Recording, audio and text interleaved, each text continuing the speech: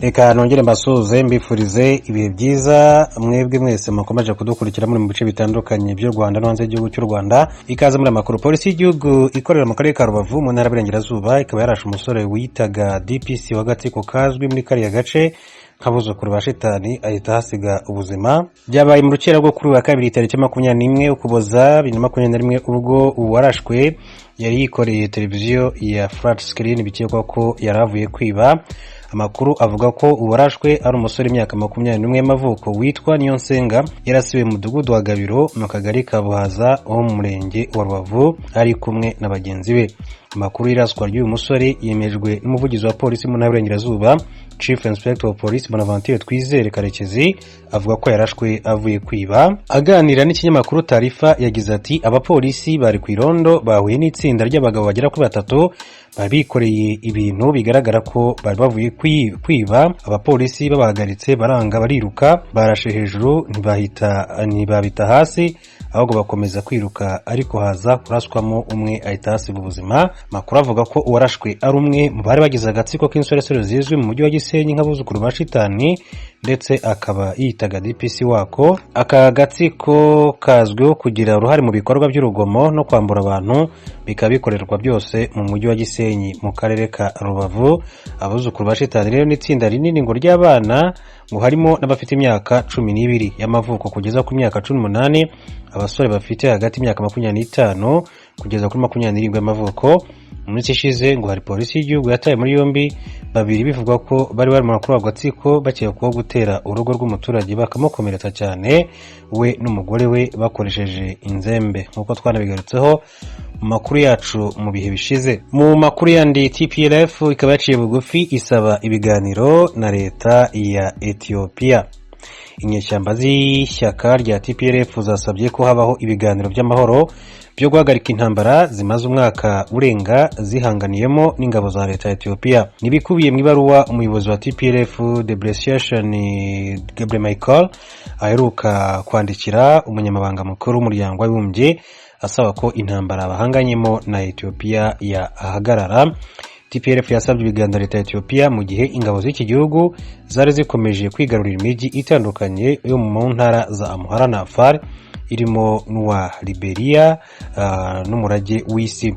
Itangazamakuru rya leta ya Ethiopia niryo ryemeje amakuru ku cyumweru mbere yo gushyira ahagaragara amafoto ya Minisitiri w'Intebe wungirije wa kiriya gihugu Demeke Mokenen Hassem yasuye uriya mujyi wamamaye kubera insengero zubatsemo. Haramenyekana igihe ingabo za Ethiopia zongeye kwigarurira nyuma y'igihe ziwusimburanamo n'inyeshyamba zo mu ntara ya Tigray. Nyuma y'uko Liberia ifashwe, inyeshyamba za TPLF zahise zifata icyemezo cyo kuva mu duce twose two muri Afar na Amhara zari zarigaruriye nyuma yo kunanirwa kugera i Addis Ababa mu murwa mukuru. Uyu mutwe uvuga ko wafashe iki cyemezo mu rwego rwo gufungura inzira y'ibiganiro byo gushyira iherezo kuri iriya ntambara. TPLF yunzemo ko iki cyemezo cyafashwe bitewe n'uko kiri mu bigize impinduka zikomeye cyane yiyemeje. Cyakora cyo nubwo uyu mujyi uvugwa ko wafashwe icyemezo cyo kuva mu mujyi wari warafashe ku bushake, igisirikare cya Ethiopia cyo kivuga ko wahisemo gusubira nyuma yo gushegeshwa n'ibitero byacyo. Ibi bishimangira ibiherutse gutangazwa na Gachu Reda uvugira umutwe wa TPLF uherutse gutangaza ko bagabweho ibitero bikomeye cyane by'ingabo za Ethiopia zifashishije utudege tutagira abapilote. Uyu avuga ko ingabo za Ethiopia zifashishije n'iza Eritrea ngo zikomeje kwegera urubi rw'intara ya Tigray. Ivyo aheraho avuga ko ibintu bishobora kuba bibi kurushaho. Umuvugizi wa TPLF yasabye amahanga kumvisha leta ya Ethiopia n'abayishyigikiye gushyira imbere inzira y'ibiganiro. Leta yo ikavuga ko ivyo uriya mutwe urimo ari ugutabaza nk'uko leta ya Ethiopia akomeje kugenda bigaruka. Turebe n'amakuru yandi atandukanye akomeje kugenda avuga. Minisitiri w'ubutegetsi bw'igihugu Jean-Marie Vianney Gatabazi ejo yasuye umurenge wa Bugarama mu karere ka Rusizi ni mu ntara y'Uburengerazuba. Yari yagiye gukemura ibibazo by'ubutaka abaturage bari batunze ariko byitirirwa leta. Yabahaye ibyangombwa by'ubutaka bwabo bari bamaze imyaka hafi 10 mu gihirahiro. umunyamakuru wacu Temistokle Mutijima nawe yari yagiye mu Bugarama yatuzaniye iyi nkuru. Uyu munsi ntabwo twaje tuje kubabwira ngo tuzaza gukora ubuvugizi, ntabwo twaje kubabwira ngo tuzaza gutanga raporo. Uyu munsi naje hano. Uwo ni minisitiri w'ubutegetsi bw'igihugu Bwana Gatabazi Jean-Marie Vianney ubwo yamenyeshaga aba baturage umwanzuro wafashwe kuri ubu butaka butavugwagaho rumwe. N'ibindi byose muhawe uburenganzira bwo kwandikwaho imitungo yanyu.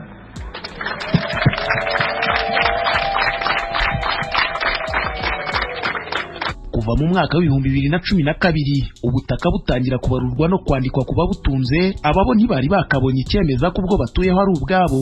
Ni mu gihe barimo n'ababumaranye imyaka isaga 50 nabo bavuga ko baburazwe n'abo bakomokaho. Ni ikibazo kandi ijwi ry'Amerika yagiye igarukaho mu nkuru yagiye itambutsa kugeza no mu kwezi gushize kwa 11. Kuri ubu batangiye kubarurwaho iyi mitungo itimukanwa, bamwe uyu munsi barawufata nk'udasanzwe mu mateka y'ubuzima bwabo. Jewe nari ndi hano mu Bugarama ari muri Minagiri, tugategereza uwo Minagiri ntitumubone, twabivuga mu nama zabaye twasaba ibyangombwa, tugakeka ko wenda abo tubibwira kubera imirimo myinshi bakora mu biro batajya babibwira umukuru w'igihugu. Hari igihe umwana yigeze ambaza arambwira atari ko uwo Minagiri ntabwo umukuru w'igihugu amuyobora ku buryo yaduha ibyangombwa ko nta kintu kijya kimunanira.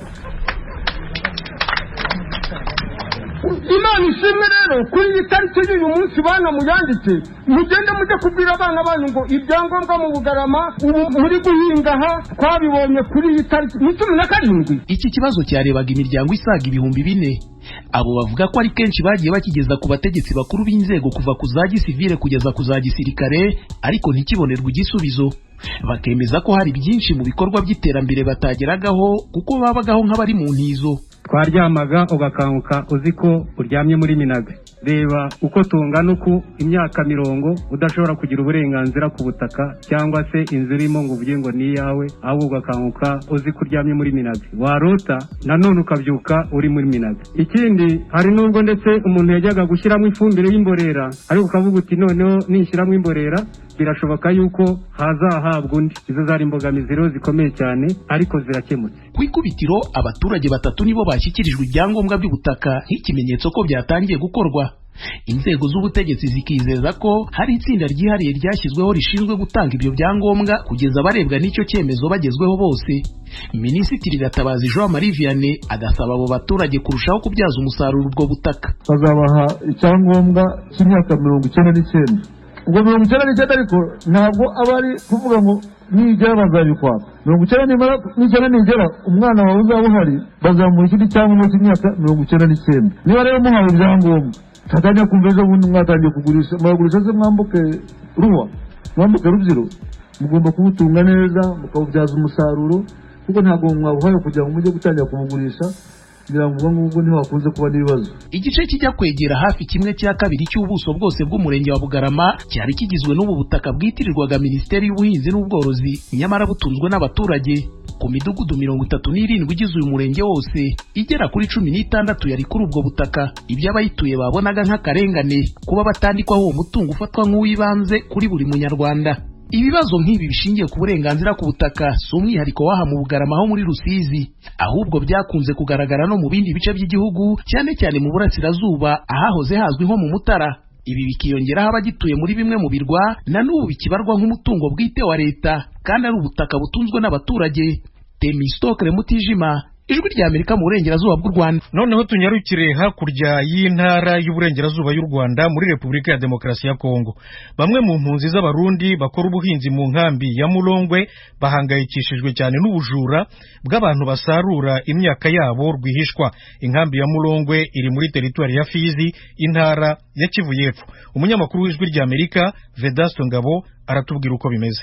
Aba barundi bahinga itomate, amashu ndetse n'umuceri mu ishamba riri Kaseke bahawe n'umwami wa grupema y'Abatombwe basobanura yuko bateye ubwoba nuko imyaka yabo bahinze ikomeje kwibwa kandi yarigeze igihe cyo gusarurwa.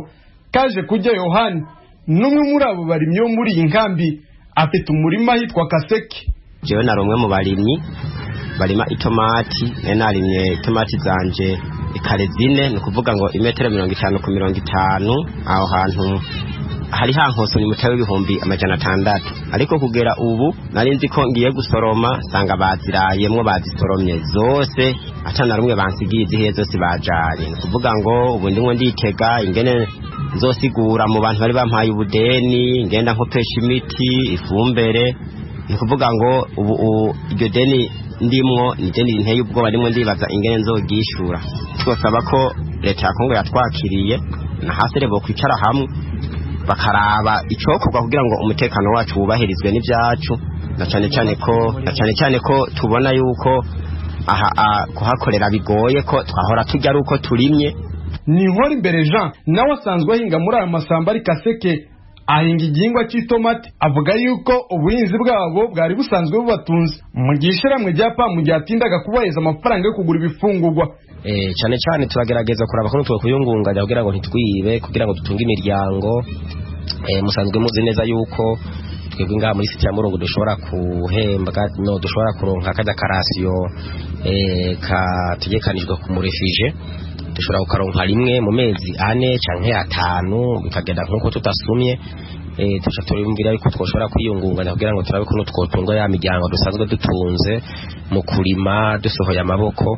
Nyene aba bantu tubanye turagira ngo turasohoye amaboko bo bagaca bagenda bagasoroma ugasangana ibibazo. Usibye kuba imirima y'izi mpunzi iri gusarurwa n'abantu bataramenyekana, izi mpunzi kandi zihinga Kaseke mu ishamba rya Mwami zivuga yuko muri uyu mwaka 2021 abantu bitwaje ibigwanisho bagiye bazinyaga ibintu birimo amafaranga n'ibikoresho by'ubuhinzi bari mu mirima.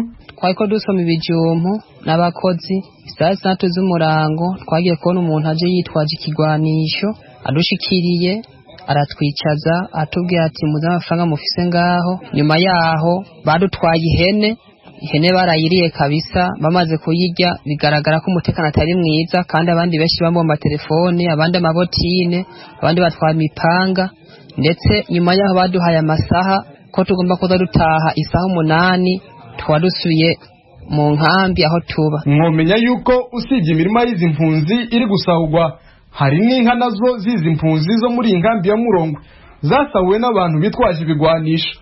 Vedatse Ngabo ku bwaragijwe ry'Amerika Uvira Mutara Kivuye.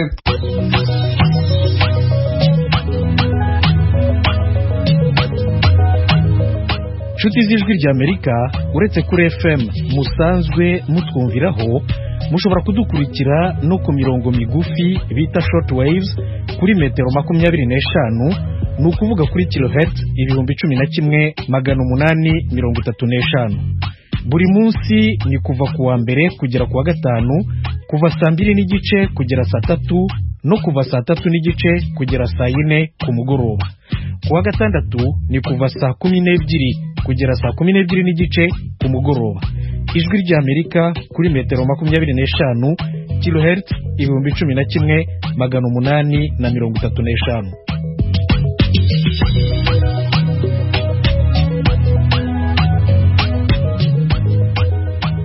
Mukomeje kumva radio Ijwi ry'Amerika ivugira Washington DC mu Kirundi n'Ikinyarwanda.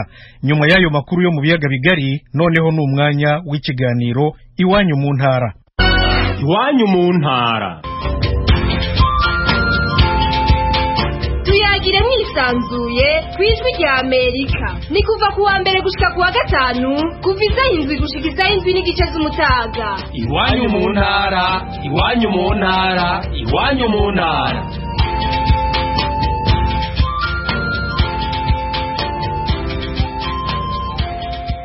nongeye kubasuhuza muri kumwe na Venuste Nshimiyimana. Mu Rwanda mutwumvira kuri FM 104.3, naho mu Burundi turi ku mirongo migufi ya shortwave kuri metero 1922. Dore ingingo nkuru twabateguriye. Mu Burundi inzara iranuma mu ntara ya Kirundo, cyane cyane makomine ya Kirundo, Busoni na Bugabira, aho ababyeyi bakubitira abana kuryama, bahatuye bamwe barasuhutse. Ayo makuru ni mukanya, mugume ku maradiyo yanyu.